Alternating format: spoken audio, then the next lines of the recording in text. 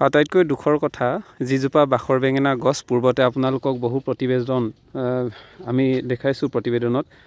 শ বছৰ ধৰি থকা বাখৰ বেঙেনা গছ এতিয়া পানীৰ তলত আছে চাৰিওদিশে কেৱল পানী এফালে চাওক চাৰিওদিশে পানী আৰু এই পানীৰ মাজত এতিয়া কক বকাব লগা হৈছে ইতিহাস প্ৰসিদ্ধ ঐতিহাসিক এই বাখৰ বেঙেনা গছজোপা আৰু বাখৰ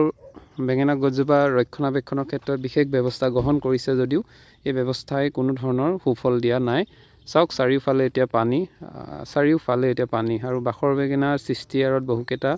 ইতিমধ্যে কথা আছে কাহিনী আছে পূৰ্বতে আপোনালোকক জনাইছোঁ সেয়েহে এইবাৰ এইখিনি কথা নকওঁ কিন্তু ইয়াৰ যিটো পৰিৱেশ চাৰিওফালে পানীয়ে আৱৰি ধৰিছে সকলোফালে চাওক দেখাইছোঁ এইফালে ওচৰতে যিখন স্কুল আছে এই স্কুলখনত ক্লাছ কৰিবলৈ ল'ৰা ছোৱালীৰ সমস্যা হৈ যায় চাৰিওফালে পানী বহুত কষ্টৰ মাজেৰে ছাত্ৰ ছাত্ৰীসকলে শিক্ষা গ্ৰহণ কৰিব লগা হয় সমান্তৰালভাৱে সকলোফালে পানী দেখিছে